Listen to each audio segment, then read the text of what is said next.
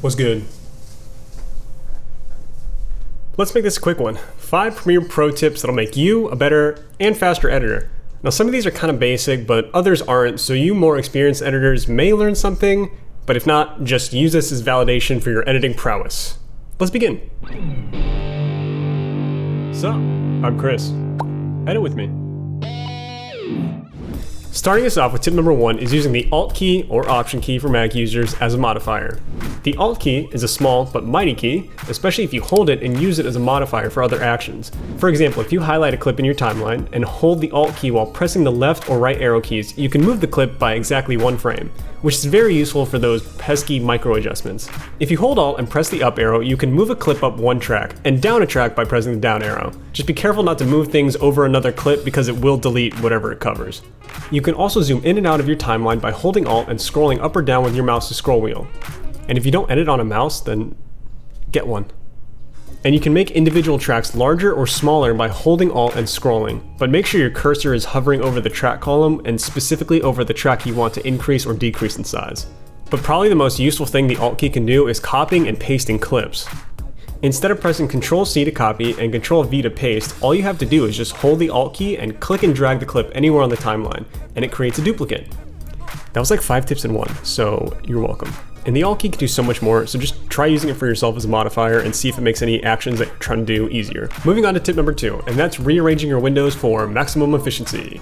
This one is really useful for customizing your workflow and optimizing the windows in Premiere for the different stages of editing or for your personal preference. Premiere has some default workspaces that work just fine, but it's nice to rearrange things, change the size of windows, or just get rid of windows altogether that you don't use. So to start off, you can make windows larger or smaller by clicking and dragging the lines between them. To move windows, just click and hold the Windows tab and drag it wherever you want. You'll notice these purple and green shapes that appear when dragging, and these just indicate the areas where you can place the window. If you release the panel outside of these shapes, it just creates an entirely new Premiere window. If you have 2 monitors, you can drag any window onto your second screen and expand it and customize it however you want. If you want to remove a window, just right-click on the window's name or click on the menu button next to the window's name and select Close tab. Once you have your windows arranged perfectly and just how you like, go to Window, Workspaces, and select either Save as New Workspace if you want to create a new workspace tab, or Save Changes to this workspace if you want to update the current workspace that you're working in. If you can't find a window, or if you want to pull up a new one, just go to Window and click on the window you're looking for. One more thing, if things go haywire and you accidentally mess up a workspace, you can reset the workspace back to normal by selecting Window, Workspaces, and Reset to Save Layout. This next tip is also a life tip, and it's staying organized. But I'm actually going to show you how you can keep your files organized and explain how it'll help your Premiere workflow. So before you even open Premiere, or any editing software for that matter, you should always make sure your files are organized in your File Explorer. Now there's no right way to organize your files, but there are definitely some methods that are better than others. So here's how I typically do it. I always make sure the file structure and order of folders is the same for every project. So if I were to open a project folder, I already know where everything is located. So to give you the rundown, here's how I keep my files organized, and I usually do it using numbers. So at the top is 00 deliverables. These are where all my final exports go, and inside this folder are more folders labeled draft 1, draft 2, draft 3, etc., etc. This way I don't have a mess of exports that look like this.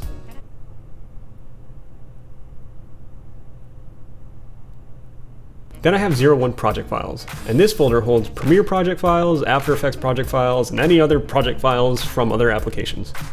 After that is 02 camera originals. Pretty self-explanatory, but this holds all of the footage I shot for a given project. And within this, you can have card 1, card 2, day 1, day 2. It's all up to you and how you shoot this project. Then I have 03 screen recordings, which is where I put all my screen recordings. Then after that is 04 audio, and inside this I house any location audio that are recorded, music, sound effects, Foley, all that good stuff. And finally I have 05 thumbnail, where I keep all my thumbnail assets, and that's, if you're making a YouTube video. The best part about keeping all your files organized like this is how it improves the importing process for Premiere. When it's time to import, you can drag entire folders into Premiere's project panel, and all the organization copies over too. Everything is nice and neat, and you know where it is. This is also useful in case your media gets unlinked from Premiere. The organization makes it very easy to find the files you're looking for and relink them in no time. Bonus tip, if you want to speed up the organization process, I highly recommend you make a reference files folder. So if you see here, I have something called ZZ reference files. and in it are just blank folders with the organization structure already intact. So if I'm starting a new project, all I have to do is copy all of these folders and then paste them in the new project folder. There's also a software that I just learned about called Haste, which is just, it's phenomenal. I've never used any organization software like this, and it's game-changing. I highly recommend you check it out, and I'll link a video below that explains what it is and how to use it. Moving on to our next tip. Well, it's more of general knowledge, but knowledge is power, so listen up. Have you ever noticed these colored bars above your timeline? Well, they're more than just pretty colors. These are known as render bars, and they come in 3 different flavors: green, yellow, and red. And I won't get into all the technical mumbo jumbo, but basically green bars mean the footage below has a rendered preview file, so it will play back in real time with no drop frames or lag. The yellow bars mean the footage below does not have a rendered preview file, and may or may not play back in real time. So you may have some lag while playing this video, but your experience may vary. And the dreaded red bars mean the footage below does not have a rendered preview file and will most likely not play back in real time. So you will probably get some drop frames, especially if previewing in full res. So how do you render your sequence so it doesn't lag when you watch it? It's simple. The Enter key.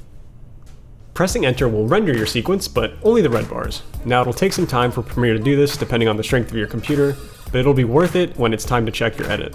If the yellow bars aren't giving you a problem and you just rendered all the red bars, then you should be good to go. But if you have a strong desire like me to make your entire sequence green, then select your entire timeline by pressing I at the beginning of your edit and O at the end. This will create an in and out point and select your entire edit. Then press Sequence and then Render into Out.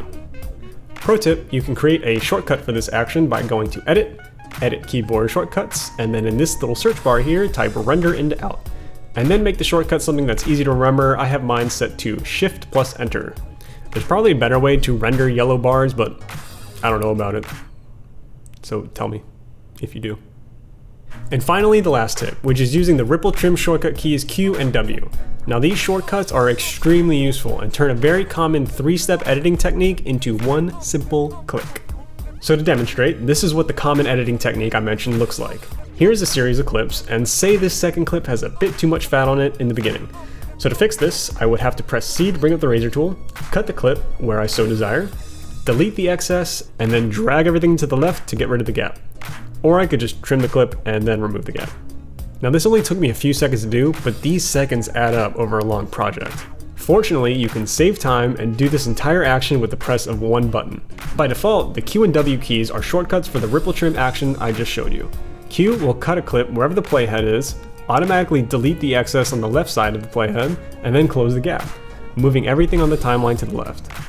W will do the same thing, but it'll delete the excess footage to the right of the playhead.